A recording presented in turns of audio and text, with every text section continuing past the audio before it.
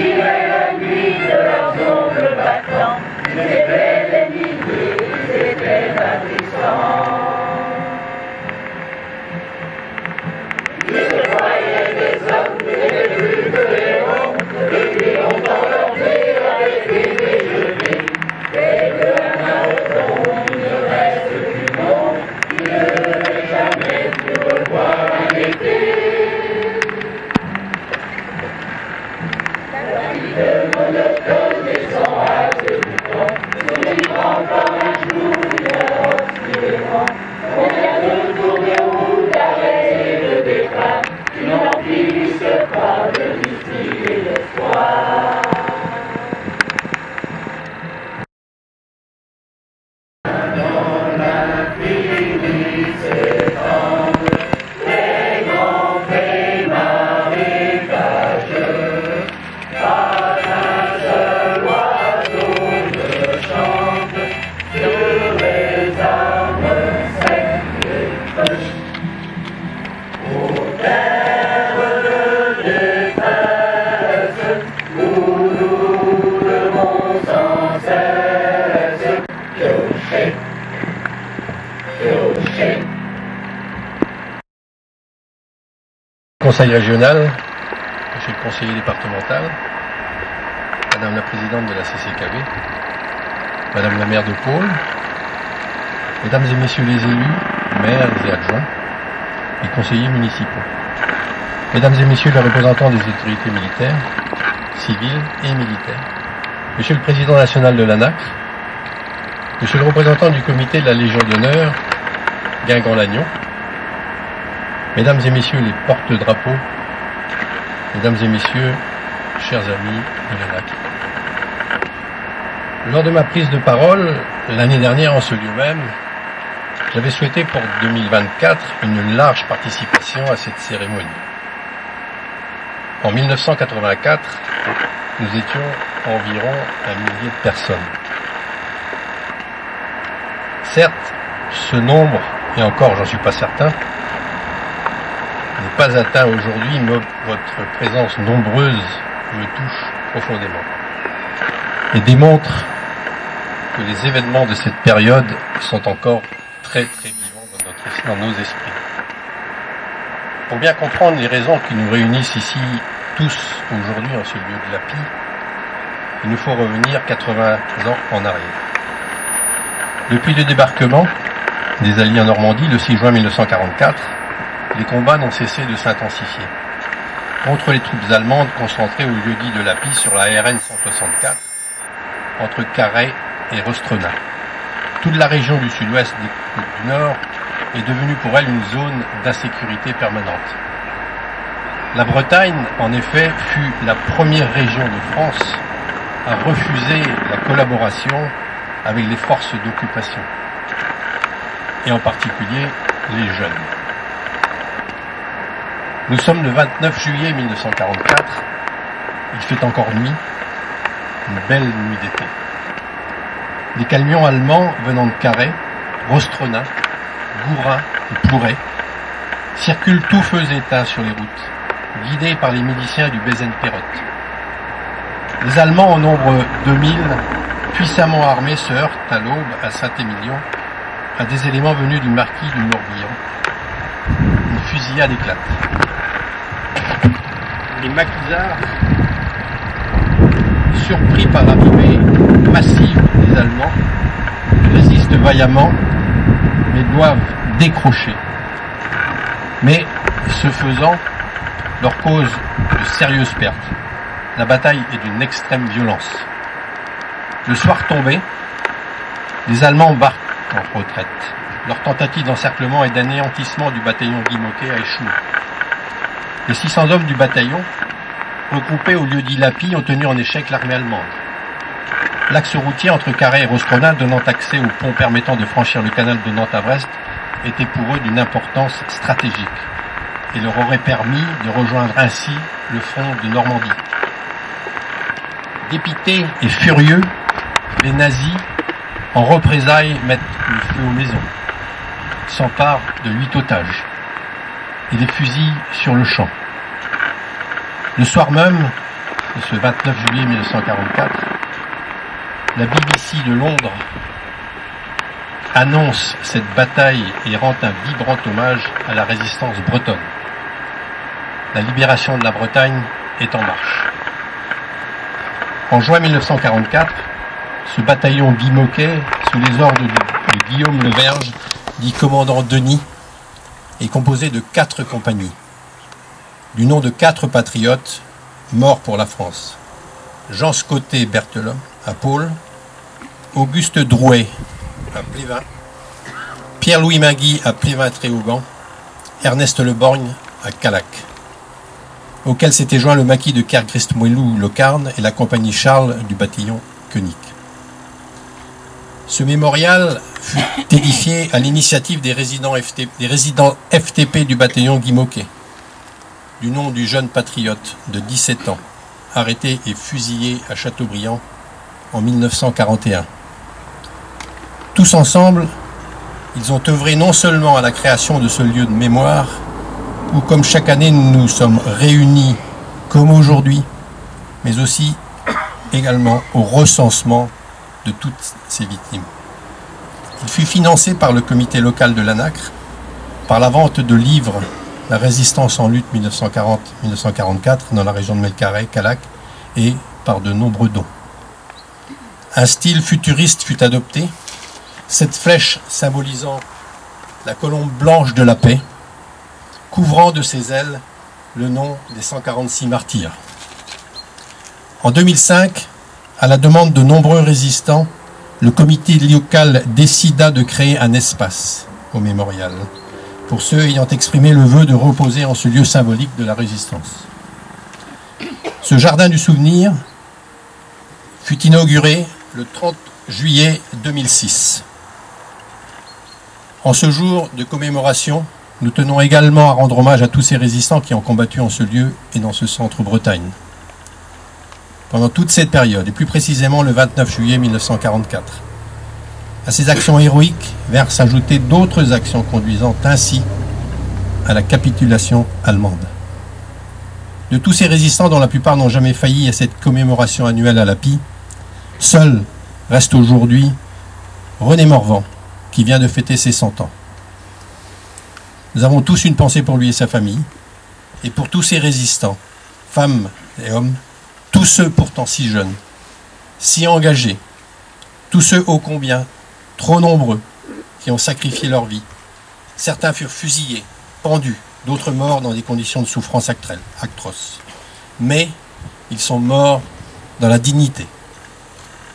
Ayons également une pensée pour tous ces gens de l'ombre dont on parle si peu et dont l'engagement sur le terrain au péril de leur vie a contribué à sauver la France, notre France. Je vous remercie. Monsieur le sous-préfet, Madame la députée, Madame la sénatrice, Monsieur le sénateur, Mesdames, Michel Jouan, Madame Michel Jouan et Alain Sibéril, organisateur de cette cérémonie, Mesdames et Messieurs les élus régionaux et départementaux, Mesdames et Messieurs les maires et tous les élus ici présents, Messieurs les présidents des associations patriotiques, Mesdames et Messieurs les porte-drapeaux, chers amis. En tant que président national de l'Association des anciens combattants et amis de la résistance, je vous dirais que j'ai succédé à la présidence à Madame Rol-Tanguy, Cécile, et à Pierre Sudreau, qui était un ministre du général de Gaulle, et nous avons travaillé ensemble pendant très longtemps. Je vous adresse au nom du Bureau national tous nos remerciements pour votre invitation et la présence de tous à cette cérémonie émouvante. Je n'ai pas grand-chose à raconter d'autre parce que déjà Monsieur le Président local et Madame la maire, le maire ou la maire, je ne sais plus ce qu'il faut dire à la fin, donc a déjà parlé de ce combat de la Pie du 29 juillet 1944. Comme vous disiez, Monsieur le Président, Ce fait d'armes a été relaté à la BBC en Grande-Bretagne le soir même. Ce témoignage a été un exemple de ce que la résistance a accompli pour la libération de notre pays. Dans toute la Bretagne, les hommes du maquis se sont sacrifiés pour chasser les occupants. La Pie fut la première victoire des hommes du terrain, menée par les commandants Leverge et la Veuve, et le commandant Meunier exactement. Ils n'étaient pas des militaires de carrière parce qu'ils étaient tous instituteurs. Mais ils avaient la rage de vaincre l'ennemi et de le bouter hors de nos frontières. Malheureusement, beaucoup d'entre eux ont donné leur vie pour nous, de même que de nombreux civils, ceux-ci dans les combats, ou bien fusillés ou déportés. Vous disiez tout à l'heure, madame, la bête immonde n'est pas morte. Elle ne l'est pas en effet. Et nous le constatons chaque jour en Europe, en France même et dans le monde. Des personnages qui prêchent le racisme, la xénophobie, l'antisémitisme, diffusent au-delà de leur rang. Des partis dont plusieurs membres ont porté l'uniforme SS et qui sont à l'origine de leur création. Des partis dont quelques éléments encore en vie ont participé à la mort de milliers de femmes, d'hommes et d'enfants. C'est pourquoi la transmission de la mémoire pour rappeler ce qu'est le fascisme et ce que furent ses crimes est non seulement un devoir, mais une nécessité.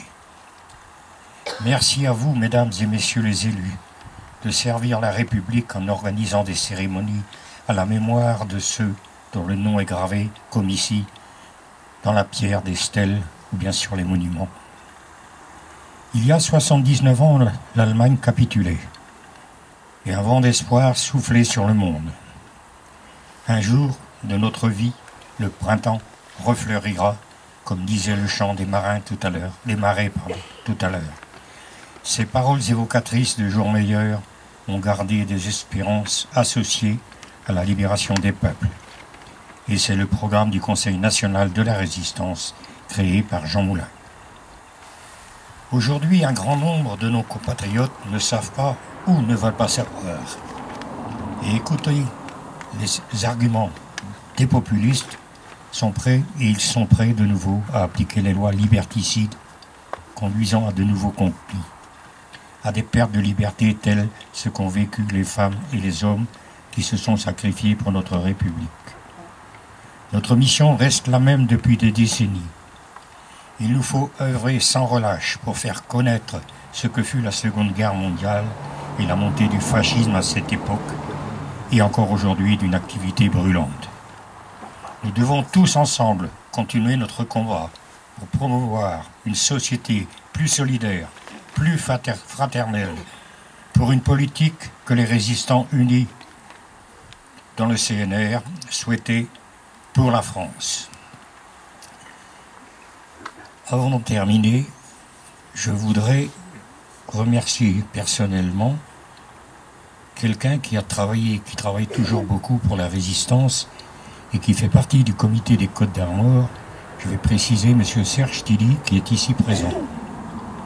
Vice-président départemental, il a fait un travail énorme pour les cahiers de la résistance et actuellement, il travaille pour la mise en place des QR codes sur une majorité des stèles et monuments de la résistance du secteur. Serge a également créé des tableaux sur différents événements de 1944 qu'il a exposés dans plusieurs villes du secteur. La dernière étant la libération de Lannion. Merci à toi Serge, parce que grâce à des hommes comme toi, les gens qui arrivent devant les stèles ou devant les monuments peuvent connaître exactement ce qui s'est passé à l'endroit où reposent ces pauvres gens. Merci.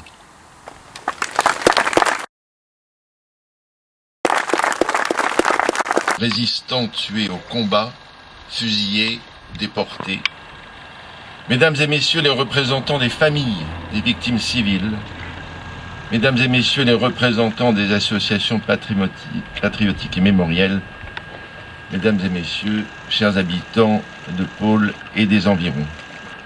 Je voudrais commencer ce propos par des considérations plus personnelles. Nous assistons ce matin à une cérémonie belle, émouvante et puissante. Je remercie les organisateurs, la NACRE, les bénévoles, l'associatif, la chorale, qui prend toute sa part dans cet hommage. Et je le dis parce que mon dernier poste, avant de devenir sous-préfet, c'était dans le cadre du ministère de la Défense, directeur adjoint des missions à l'Office national des anciens combattants. Et nous avions à cœur de porter cette parole mémorielle, nous souvenant bien que, selon Santayana, ceux qui ne peuvent se rappeler le passé sont condamnés à le répéter. Et il s'agit ici, en l'occurrence, d'une mémoire concrète, incarnée, presque charnelle, et d'autant plus émouvante.